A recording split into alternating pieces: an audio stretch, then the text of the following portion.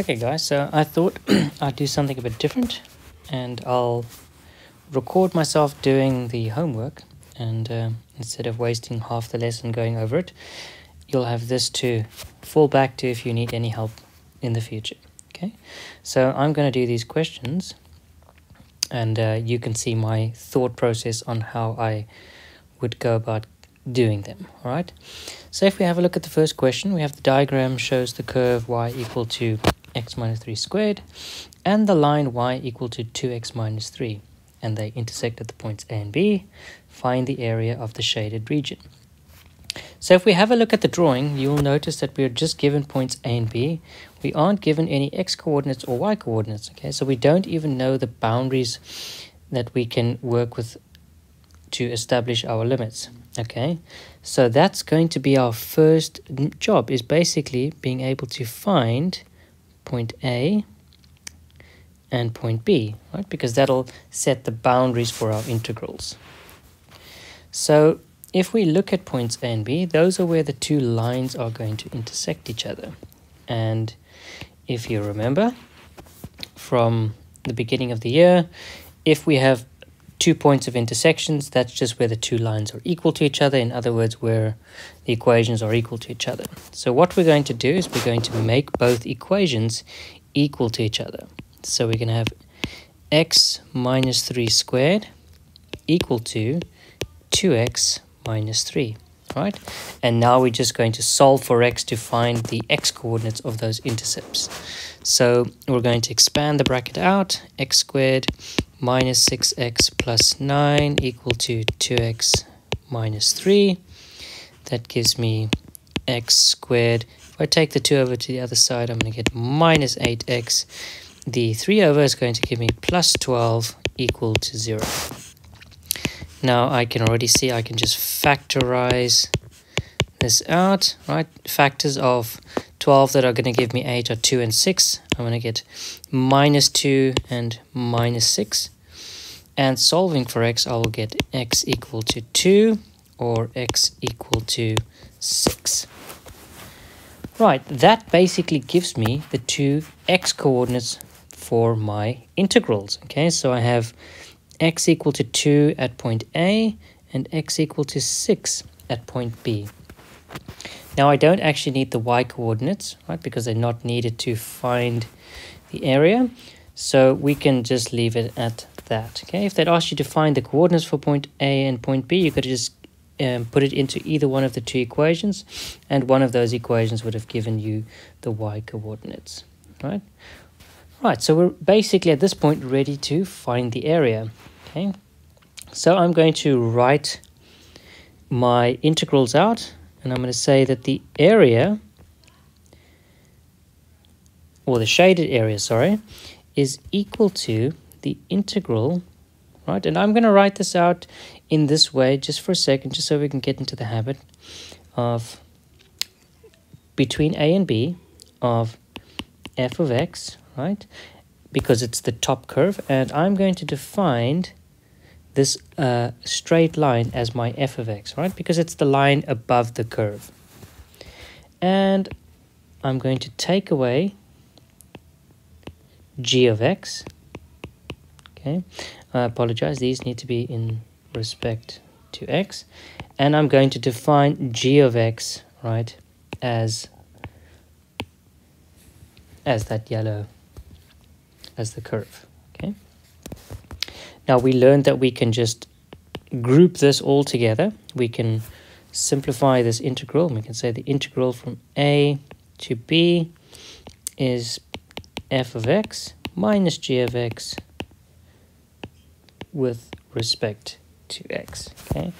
Now, as I said before, we don't have f of x's and g of x's. We have actual functions, and we're going to substitute these functions in. Right? But the whole idea that I want to just allude to is when you're trying to work out which function to take away from the other function, right? We just look at the picture, right? The graph that we're given, or the graph that we're asked to draw, and the line at the top, right? That is our, if you want to call it, f of x. It's the first function that we're going to look at, and we're going to subtract from it the lower function, okay, which I will just call g of x. Okay, and if you look at the drawing, you can see that's exactly what we're doing. We're saying, well, let's look at the area under f of x, which is the straight line. And if I subtract the area under the curve, and the area under the curve in this case, you can see is actually this portion of the graph here, right? That portion under g of x. If I take that away, I'll be left with a shaded region. So let's put these values into our equation, okay? So we want the integral. We don't want a's and b's. We want actual values. My start value is 2. My end value is 6. And I want to now put my equations in here. F of x is simply 2x minus 3. Okay. And my curve is going to be x minus 3 squared. And this is all with respect to x. Okay, time to simplify this integral. So let's simplify it. We can make this the integral from 2 to 6. Now I'm going to jump a few steps and try and simplify this in one go. Just having a look, because I've already expanded out that bracket, I'm just going to look across over there and use it to my advantage. Okay, so I'm going to put the highest power first, and I know that's going to be an x squared, but this negative sign here is going to cause that to become a negative x squared. Right, I'm going to get minus 6x, except the negative sign is going to cause that to become positive 2x, and that's going to add to this on the inside here. So this is going to become positive 8x. Okay, then if I look at the plus 9, it's going to become negative 9, and I'm going to subtract another 3, and that's going to become negative 12. Okay, and this is all with respect to x. Now you can see that the two functions are very similar to each other, except when we're defining the integral, it's going to be a little bit different. Okay, right, I'm going to move over to the left-hand side here. I'm just going to say area is equal to, right, we're going to anti-differentiate now. We have minus x to the power of 3 over 3. We're going to have 8x squared over 2, right, which is going to simplify into plus 4x squared and minus 12x, okay, between 2 and 6. Those are my boundaries. So what we're actually saying is we want to take this primitive at the upper bound, which is 6, take away the lower bound, which is 2, and that will give me the area under the curve, or between the two curves, sorry. Right, time to be careful, right? Time to crunch some numbers. Here we go. We have minus 6 cubed, right? And this 6, very importantly, is not affected by the negative. Whatever we get out is going to become negative as a result of that minus sign. Over 3, right? Let's put these in some big nice brackets. Plus 4, 6 squared, minus 12 times 6. And we need to take away minus 2 cubed over 3 plus 4 times 2 squared minus 12 times 2. Okay. From here, we're just going to simplify these out, and we're going to get our area. Right, so we will get... Okay, so believe it or not, this is going to actually just become 0, this first bracket, and we're going to have take away, and in the second bracket, we're going to have minus 10 and 2/3.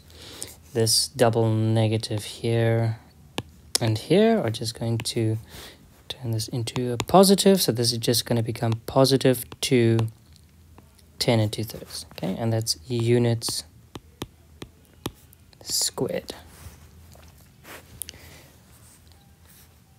So there we have our work solution. Okay, so what it started with was finding the the upper bound and the lower bound by finding points A and points B, right? And then saying that when we combine two functions that exist at the same limits, right? They had exactly the same upper and lower bounds. We can combine those two functions together to create one function, right? And then we only have to integrate one thing, right? Otherwise, we would have had to integrate both those functions separately, look at the limits independently, and then combine them. This is just an easier way of doing that, right? So I hope that helps. Question 3 is exactly the same, so I'm not going to do an example of that, but hopefully this will help you with question number 2. Right, here we have a question that asks us to sketch the curve and line and find the area between the graphs. Now, usually when you're asked to find an area between a graph or just an area question in general, if you're not given a graph, a good idea is to draw a graph because it gives you a much better idea of what is going on. So we need to draw these two graphs. We just have a parabola and a straight line. And the easiest way to draw these is just to find the intercepts, okay? So let's find the intercepts of each.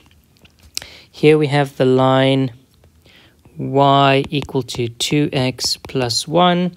If I want the y-intercept, that's just when x is equal to 0, I will get a y-intercept of 1.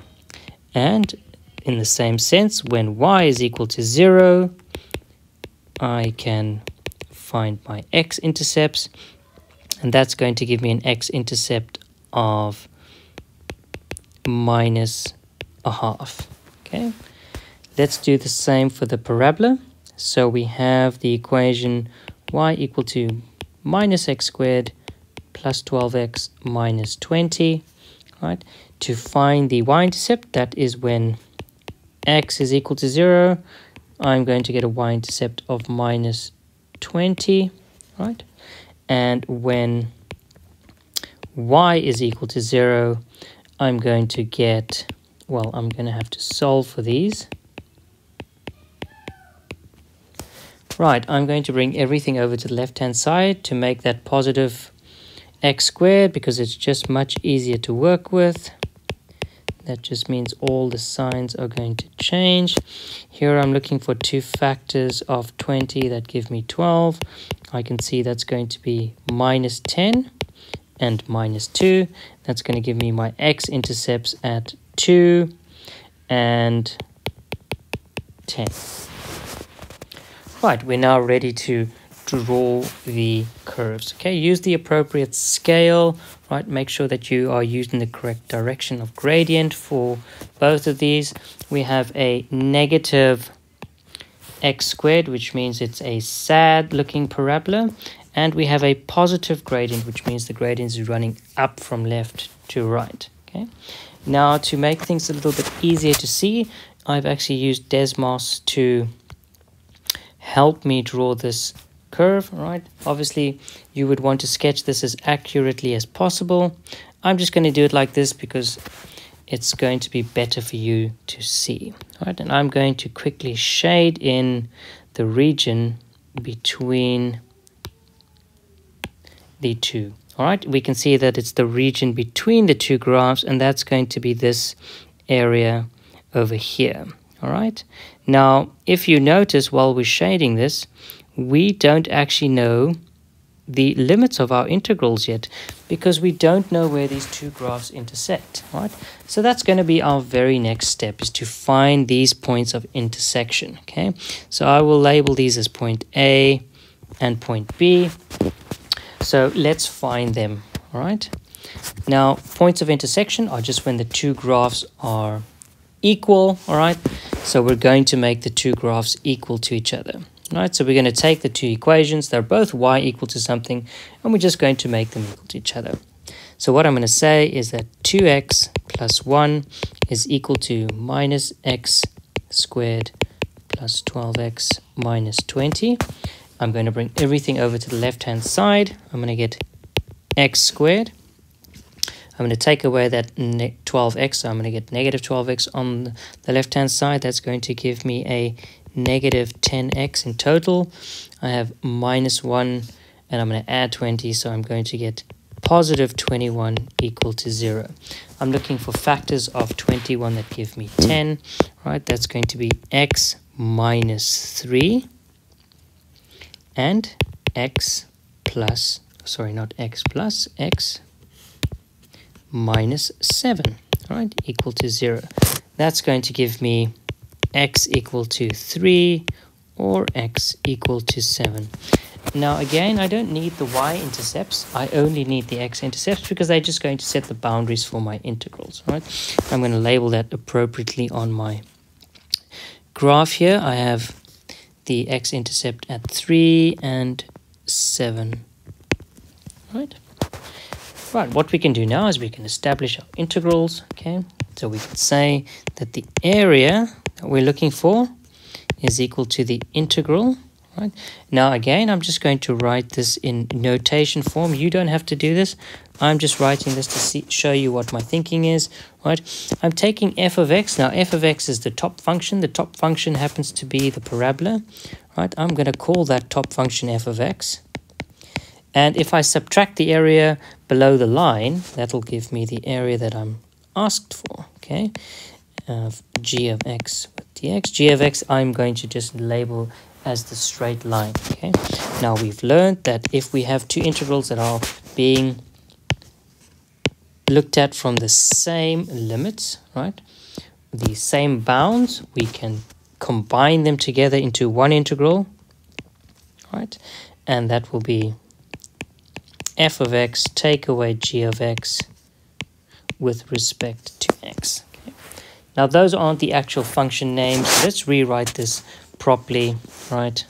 Let's take this as the area is equal to the integral. Now we found our two bounds. They were 3 and 7, right?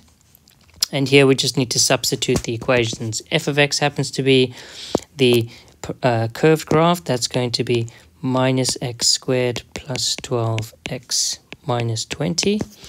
And I'm going to subtract the straight line, right, and that happens to be 2x minus 1, all with respect to x. Okay, let's just tidy this all up.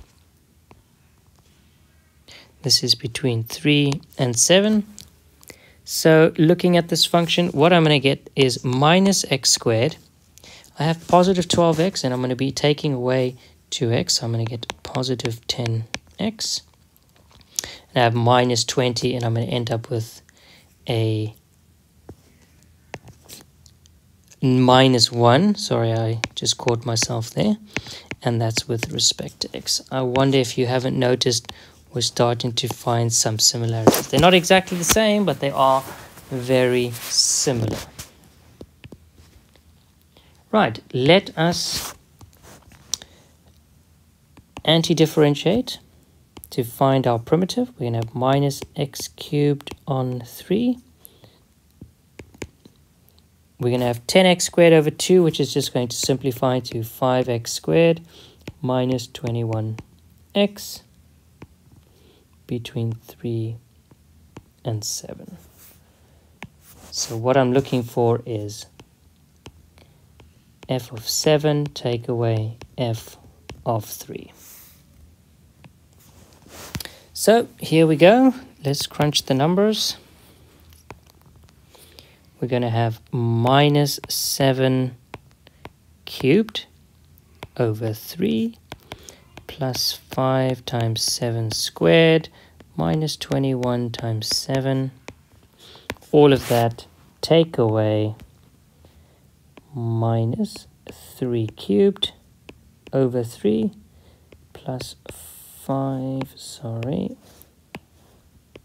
plus 5 times 3 squared minus 21 times 3. Right, getting the calculator out. It's very important that when you're putting this into a calculator that you make sure to use the brackets correctly on your calculator. Right, make sure you are using your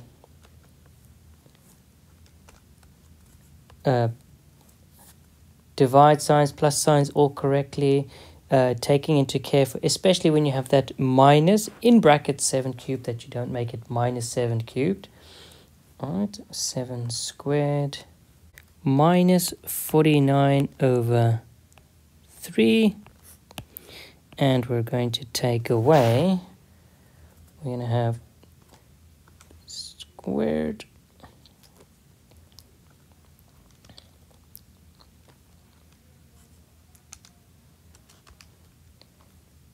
plus 5 times 9 minus 21 times 3.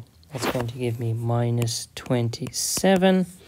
So when I evaluate those both together, I'm going to get 49 over 3, or should I say negative 49 over 3, take away 27, and that's going to give me 10 and 2/3 units squared.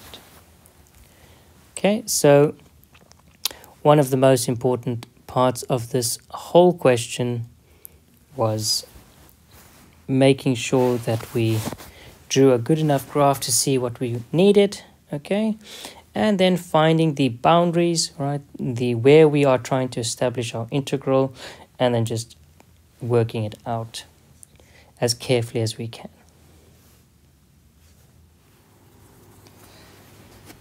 Right, having a look at this question. This is a typical exam style question. Okay, they're going to give you usually a curve and a straight line. Okay, we've been given the equation for the curve, and we've been told that the line is a tangent to the curve at this point P, which happens to be the point x equal to 9, y equal to 4. Okay. Now, the first part of the question is usually going to ask us to find the equation of the tangent. Okay. Now, when we're trying to find the equation for any straight line, we need two things, gradient and a point. Okay. We have a fixed point. We just need the gradient. Now, we've been told that this is a tangent, which means we can use the curve to find the gradient. Right. So the first thing we're going to have to do is differentiate the curve in order to establish the gradient function, and using the gradient function we can evaluate the gradient at point P, which is where x is equal to 9. So let us differentiate. So we have the equation 5 minus the square root of 10 minus x. Now, I don't like the way this is written, so I'm going to change it into y equal to 5 minus 10 minus x to the power of a half. So now we can find the gradient function, dy by dx. If we differentiate 5, it differentiates into nothing, right? And to differentiate this second part, we need to use the chain rule. So I'm going to drop the power down to the front. Okay, this is going to become, let's keep track of our minus in the front there. We're going to have a half dropping down the front. Then we have 10 minus x. We're going to reduce the power by 1, so we're going to get minus a half. And now we need to differentiate the inside. The inside is just going to be that minus x, which will differentiate into minus 1. Okay. We can tidy the equation up. Let's collect the like terms. We have these minuses and this half, right, which we can group together. Right, the minuses are going to cancel out. We're going to get 1 at the top, and this 2, and this can also drop down to the bottom, so we're going to get 2 over square root of 10 minus x. There's our gradient function. Right, now I want this at x equal to 9, because that is where point P is, at the value of x equal to 9. So let's put in x equal to 9 into the gradient function, and we can see that dy by dx at 9 will give me 1 over 2 square root of 10 minus 9. Okay, I can see that that's just going to be the square root of 1, so I'm going to get the gradient of a half. Okay. Right, now that I have gradient, I have a point as well. The point that I have is the point P, which is 9, 4. And we know for a tangent, the equation for a tangent is just y minus y1 equal to m x minus x1. So now we're just going to put in all the values that we know. We know the values for point P. So this is y minus 4 equal to a half was our gradient, x minus 9. Okay. We can tidy this up a little bit. We're going to get y minus 4 equal to a half x minus 9 over 2. Right, 9 over 2 is just minus 4.5. I'm going to be adding 4 from the other side.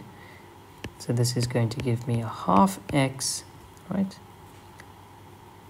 minus a half. Okay, so you can double check that on your calculator. You can go minus 9 over 2, and you can add 4, and you should get exactly minus half.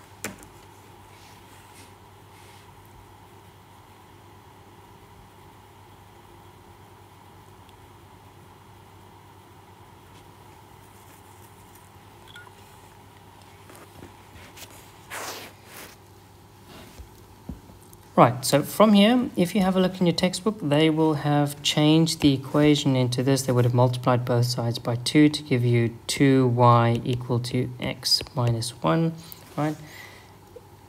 We are probably going to be using our equation later on to anti-differentiate, so I'm just going to leave it as y equal to a half x minus a half for now, right? Either is correct. Part B asks us to find the area under the shaded region. Okay, so if we have a look at the shaded region, we can see that that's just the area between the two curves.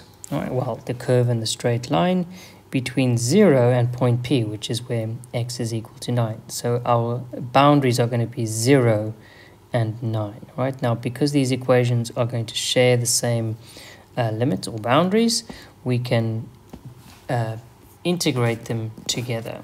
Okay, so we can say that the area is equal to the integral from a to b, and we can say it's from f of x take away g of x with respect to x. So now all I need to establish is which is f of x and g of x. So I'll go back to my graph and I'll have a look and I'll see, well, the curve happens to be the one at the top, okay, and the straight line is the one at the bottom. So I'm going to call the curve f of x and the straight line g of x. Okay, this is why I left that in y equal to form. It's just going to be easier to work with now. So let's plug in some real numbers here.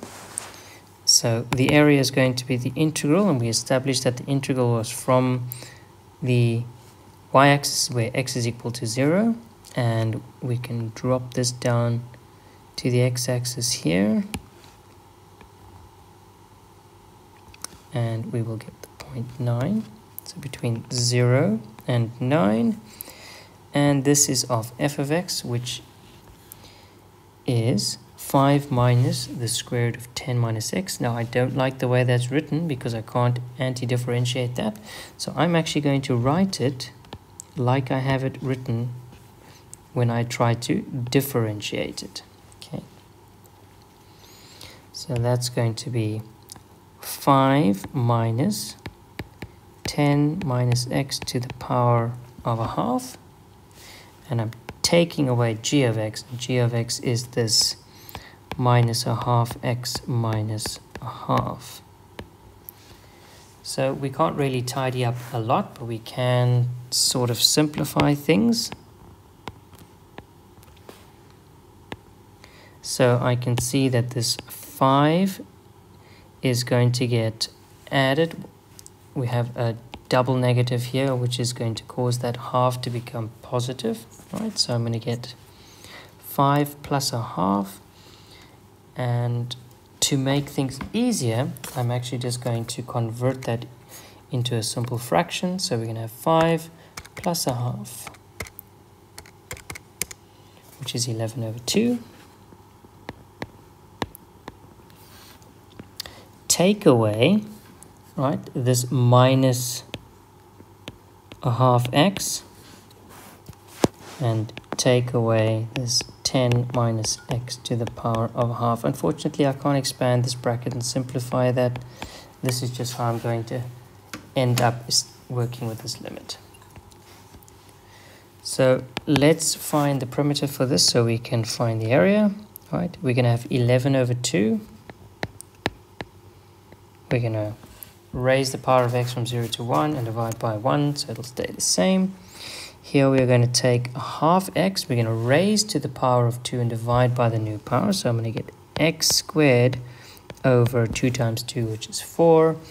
And here I need to be careful because I'm anti-differentiating a compound function, right? So we're going to do reverse chain rule here. So we're going to have, well, we're just going to write 10 minus x. We're going to increase the power by 1, so we're going to get 3 over 2. We're going to divide by the new power, okay? And then we're going to take whatever the constant is in front of x, which is just minus 1 in this case. This is from 0 to 9. Okay, we can tidy this up a little bit more. We have 11 over 2x minus x squared over 4 minus, now this minus and minus are going to cancel out and become positive, okay? And this 2 is going to jump up to the top. So we're going to have 2 10 minus x to the 3 over 2 all over 3. Okay? And I've just changed color, but it's fine. We'll go from 0 to 9.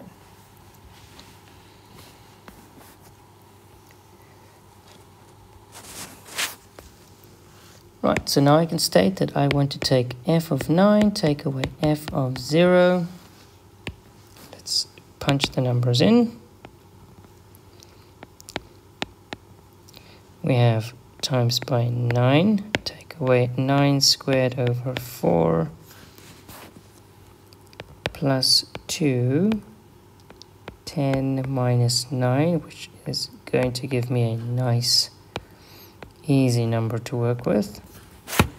And I'm taking away, let's have a look here, I'm going to have 0 minus 0 plus 2, 10 minus 0 to the power of 3 over 2, all divided by 3. Now if I go look at the question, it said give your answer correct to 3 significant figures. And you can already see that this bracket here, that's going to give me a irrational number. That's where our 3 significant figures is going to come in. Okay, so let's work all these numbers. I'm going to do this one at a time. So 11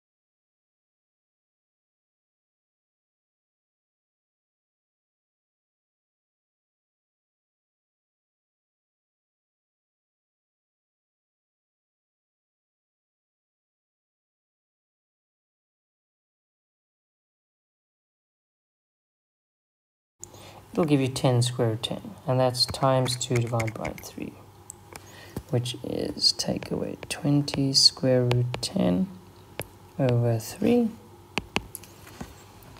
And I'm just going to tell my calculator to take 359 over 12, take away the answer, and this is going to give me 8.834815599. And now I just want to give my answer to 3 significant figures. So 3 significant figures, I'm looking at the first 3 figures, 1, 2, 3.